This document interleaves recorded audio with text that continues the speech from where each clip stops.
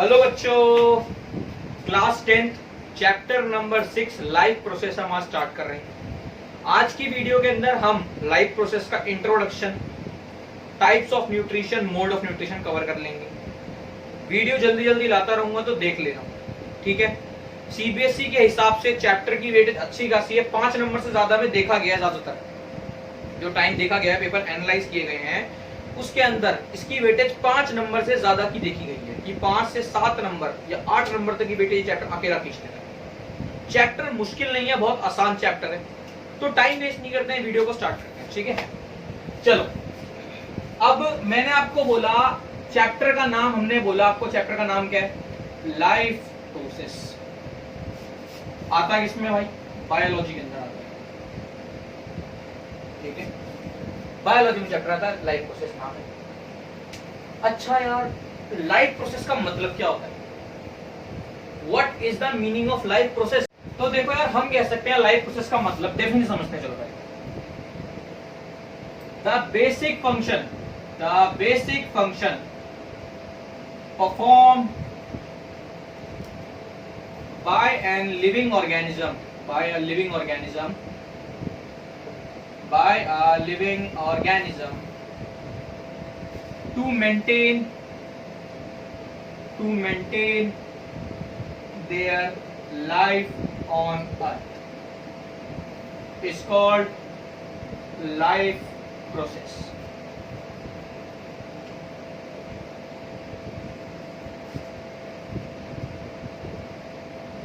Life process क्या है? देखो यार, तुम जो भी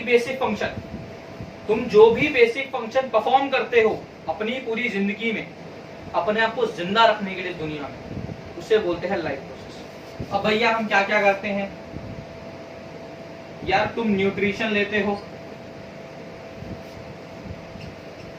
तुम कह सकते हो कि तुम रेस्पिरेशन कर रहे हो, तुम कह सकते हो कि तुम ट्रांसपोर्टेशन कर रहे हो, तुम कह सकते हो कि तुम ट्रांसपोर्टेशन कर लेते हैं, एक्सक्रीशन कर रहे हो, कंट्रोल एंड कोऑर्डिनेशन कर रहे हो,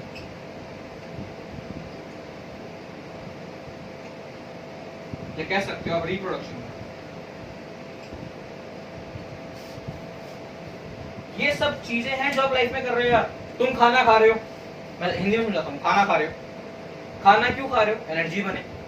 तो खाना खाने के लिए, खाना पचाने के लिए शरीर में सांस चल रही है, दिल चल रहा है, इतने सारे प्रोसेस हो रहे हैं आपके शरीर में। क्यों? आपको जिंदा रखने के लिए। इन्हीं सारे प्रोसेस को जब मिला दिया जाए तो क्या बोला जाता है? Life process. अपने आप को जिंदा रखने के लिए आप जो जो एक्टिविटीज करते हो, अपने आप को जिंदा रखने के लिए आप जो जो एक्टिविटी करते हो, उसे आप क्या बोलते हो? Life process. ये जितनी 4 टॉपिक है, ये मेजर 4 टॉपिक है, ये आप चैप्टर नंबर 6 मतलब इसी में कवर कर लोगे। इसके लिए चैप्टर नंबर 7 आपका देख लेना, अलग सा चैप्टर दे दिया पूरा। और रिप्रोडक्शन के लिए भी आपका चैप्टर नंबर 8 अलग पढ़ाते हैं पूरा। समझ रहे हो? ये आपका हो गया, लिख लो उसको एक बार। ये इंट्रोडक्शन कह सकते हो आप, डेफिनेशन वगैरह लिख लिया। चलो, अब धीमे धीमे आगे बढ़ते हैं। पहली हेडिंग आपने एग्जांपल के लिए चीज पढ़ी थी, पहला एग्जांपल। तो यार अब हम पहली हेडिंग पढ़ लेते हैं। पहली हेडिंग है आपकी न्यूट्रिशन। यार आपने भी एग्जांपल पढ़ा, उसमें एग्जांपल में पहली चीज क्या लिखी हुई थी? न्यूट्रिशन वर्ड लिखा हुआ था। समझ तो नहीं न्यूट्रिशन क्या होता है? आप कह सकते हो the process of intaking of food, and utilising it is called nutrition. चलो, न्यूट्रिशन का मतलब है भाई खाने को खाना।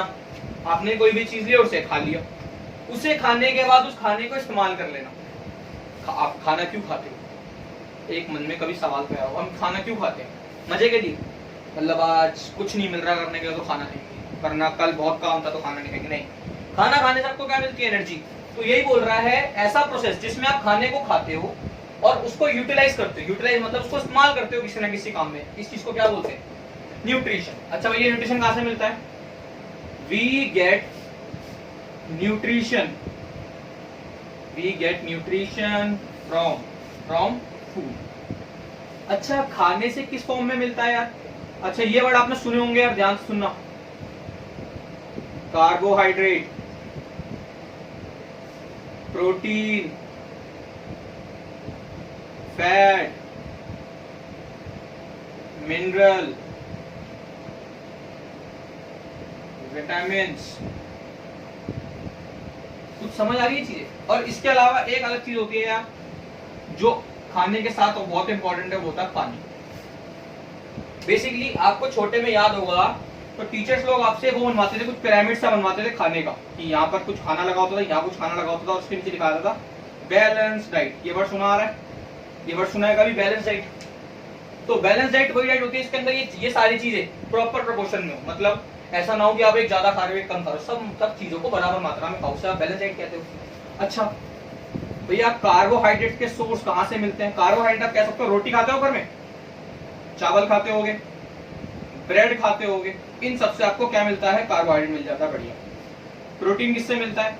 एग से अच्छा मिल जाता है, चिकन से अच्छा मिल जाता है, और वेजिटेरियन हो तो पनीर खा लो यार, अच्छा मिल जाएगा।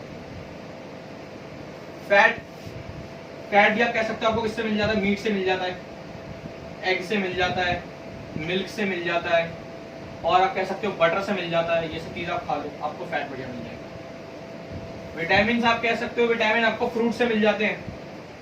सनलाइट भी एक विटामिन देता है, विटामिन डी, इनसे ले लो। ठीक है, आपका चीज बची, कोई चीज बची? क्या बचा? तो कैसा? मिनरल्स।